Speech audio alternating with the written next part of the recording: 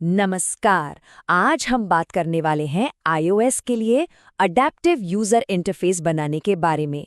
ये सच कहूं तो एक ऐसी चुनौती है जिससे हर iOS डेवलपर को गुजरना ही पड़ता है। तो सबसे बड़ा सवाल यही है ना, कि आखिर एक ऐप को हर जगह परफेक्ट कैसे दिखाया जाए। सोचिए, आईफोन्स हैं, आईपैड्स हैं, फिर पोर्ट्रेट और लैंडस्केप मोड भी है। मतलब स्क्रीन साइजेस और ओरिएंटेशन की तो जैसे पूरी दुनिया ही है। और हमारा काम है एक ऐसा यूआई बनाना जो इन सब पर, हर डिवाइस पर एकदम शानदार दिखे और चले भी। लेकिन अच्छी खबर यह है कि ये सब हमें अकेले नहीं करना है। एप्पल ने हमें बहुत ही पावरफुल टूल्स का एक पूरा सेट दिया हुआ है। इसको ना एक डेवलपर के टूल बॉक्स की तरह समझिए। कोई एक जादुई छड़ी नहीं है जो सब कुछ ठीक कर दे, बल्कि हर काम के लिए एक सही टूल मौजूद है। तो ठीक है, चलिए इस टूल बॉक्स को खोलकर देखते हैं। तो हमारे टूल बॉक्स में जो पहला और सबसे आसान टूल है, वो हमें सीधे स्टोरी बोर्ड में ही लेआउट बदलने की सुविधा देता है। और सबसे बढ़िया बात, कोड की एक भी लाइन लिखने की जरूरत नहीं पड़ती। अब ये जो साइज क्लासेस है ना, इनका बेसिक कॉन्सेप्ट समझना बहुत जरूरी है। देखिए, ये किसी डिवाइस के बारे में नहीं है। मतलब आईफोन 14 या आईपैड प्रो से इसका कोई लेना देना नहीं है। ये सिर्फ और सिर्फ स्पेस के बारे में। आसान भाषा में कहें तो ऐप को कितनी चौड़ाई और ऊंचाई मिल रही है, बस। चलिए इसको एक उदाहरण से समझते हैं। बाईं तरफ है कॉम्पैक्ट विड्थ। सोचिए जैसे एक आईफोन सीधा पकड़ा हुआ हो। और दाईं तरफ है रेगुलर विड्थ। ये आईपैड्स हो सकते हैं या फिर कोई बड़ा आईफोन जिसे लैंडस्केप में रखा गया हो। तो देखा, बात डिवाइस की नहीं बल्कि उसे मिली जगह की हो रही है। यही इसका मेन पॉइंट है। और यहीं पर साइज क्लासेस की असली पावर दिखती है। ये सब कुछ इंटरफेस बिल्डर के अंदर ही हो जाता है। मतलब एक साइज क्लास के लिए अलग कंस्ट्रेंट सेट कर दिए, दूसरे के लिए फ़ोन का साइज बढ़ा दिया।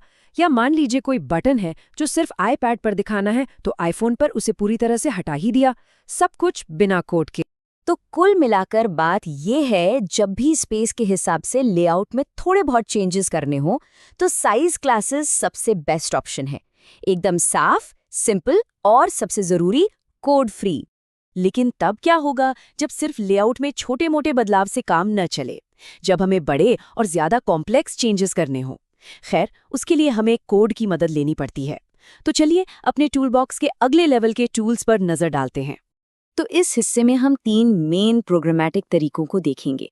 सबसे पहले डिवाइस का टाइप कैसे चेक करें, फिर एनवायरनमेंट में हो रहे बदलावों पर कैसे रिएक्ट करें, और आखिर में जब जरूरत पड़े तो पूरे के पूरे यूआई फ्लो को ही कैसे बदल दें। कई बार ऐसा होता है कि एक आईपैड ऐप का यूआई और एक आईफोन ऐप का यूआई इतना अलग होता है कि साइज क्लासेस से बात नहीं बनती। ऐसे केस में हमें सीधे सीधे ये पता लगाना पड़ता है कि अच्छा, ये ऐप चल किस पर रहा है, क्या ये एक आईपैड है, और ये रही वो एक लाइन का कोड जो ये काम कर देता है। ये एक बहुत ही सीधी सी जांच है। अगर डिवाइस आईपैड है तो आईपैड वाला कोड चलाओ, नहीं है तो आईफोन वाला। ये तरीका तब बहुत काम आता है जब हमें डिवाइस के हिसाब से पूरी तरह से अलग व्यूज या कंपोनेंट्स लोड करने होते हैं। अच्छा, अब बात करते हैं उन बदलावों की जो रियल टाइम में होते हैं, क्योंकि ऐप्स स्टैटिक तो होते नहीं, है ना। लोग डिवाइस को घुमाते हैं, डार्क मोड ऑन करते हैं, या फिर ऐप को स्प्लिट स्क्रीन में यूज करते हैं। तो हमारे टूल बॉक्स में इन सब रियल टाइम चेंजेस को संभालने के लिए भी कुछ होना चाहिए। तो इसके लिए हमारे पास 2 मेन मेथड्स हैं। एक है व्यू विल ट्रांजिशन, जो खास तौर पे डिवाइस रोटेशन को हैंडल करने के लिए बनाए। मतलब जब भी डिवाइस पोर्ट्रेट से लैंडस्केप होगा या उल्टा, तो ये काम आएगा। दूसरा है ट्रेट कलेक्शन डिड चेंज, और ये ज्यादा पावरफुल है। ये सिर्फ रोटेशन ही नहीं, बल्कि साइज क्लास के बदलने पर या फिर डार्क मोड ऑन ऑफ होने जैसे किसी भी एनवायरमेंटल चेंज पर रिएक्ट करता है। यहाँ पर एक छोटा सा कोड स्निपेट है, ये दिखाने के लिए कि ट्रेट कलेक्शन डिड चेंज के अंदर काम कैसे होता है। इसमें हम बस ये चेक कर रहे हैं कि क्या हॉरिजॉन्टल साइज क्लास बदलकर रेगुलर हो गया है। अगर हाँ, तो इसका मतलब हो सकता है कि अब ऐप एक आईपैड जैसे लेआउट में आ गया है। अब आते हैं हमारे टूल बॉक्स के सबसे पावरफुल टूल पर।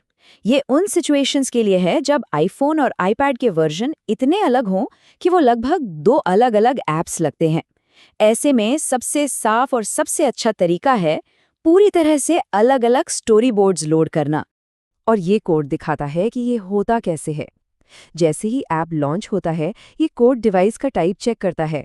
अगर वो आईपैड है तो main_iPad नाम का स्टोरी बोर्ड लोड हो जाता है, और अगर आईफोन है तो main_iPhone वाला। इससे कोड एकदम साफ सुथरा रहता है, क्योंकि हर प्लेटफॉर्म का अपना यूआई फ्लो अपनी अलग फाइल में होता है। चलिए, तो हमने कई अलग अलग टूल्स देख लिए हैं। अब इन सबको एक साथ जोड़ते हैं और एक सिंपल सी गाइड बनाते हैं जिससे ये फैसला लेने में आसानी हो कि किस सिचुएशन में कौन सा टूल इस्तेमाल करना है। और देखिए, एक साफ और अडेप्टिव यूआई बनाने का पूरा सार इसी बात में है, काम के हिसाब से सही टूल चुनना। एक अच्छा डेवलपर वो नहीं है जिसे सिर्फ एक टूल चलाना आता हो, बल्कि वो है जिसे पता हो कि किस काम के लिए कौन सा टूल बेस्ट है। और ये टेबल सब कुछ एक जगह पर बहुत अच्छे से समझा देती है। ये एक तरह की चीट शीट है। लेआउट में छोटे मोटे बदलाव करने हैं तो साइज क्लासेस यूज कीजिए। आईपैड के लिए कोई बिल्कुल ही अलग व्यू चाहिए तो डिवाइस इडियम्स चेक कीजिए।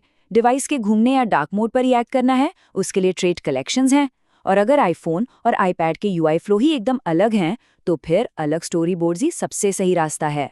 और ये जो तरीका है ना सही रणनीति चुनने का, ये आपकी यूआई को फ्यूचर प्रूफ बनाता है। मतलब कोड साफ रहता है, ऑर्गेनाइज्ड रहता है और उसे मेंटेन करना भी आसान हो जाता है। और इसका सबसे बड़ा फायदा ये है कि कल को एप्पल कोई भी नया डिवाइस ले आए, आपका ऐप उसके लिए तैयार रहेगा। तो जाते जाते एक सवाल छोड़कर जा रहा हूँ। जैसे जैसे स्क्रीन फोल्ड हो रही हैं, नए नए आकार ले रही हैं, हमारे यूआईज को आगे किस तरह से अडेप्ट होने की ज़रूरत पड़ेगी। हमने आज के डिवाइसेस के लिए तो टूल्स देख लिए, लेकिन यूआई डिज़ाइन का भविष्य तो लगातार बदल रहा है। फोल्डेबल स्क्रीन और नए फॉर्म फैक्टर्स के आने से ये सारे सिद्धांत और भी ज़्यादा ज़रूरी हो जाएंगे। है ना एक दिलचस्प बात सोचने के लिए।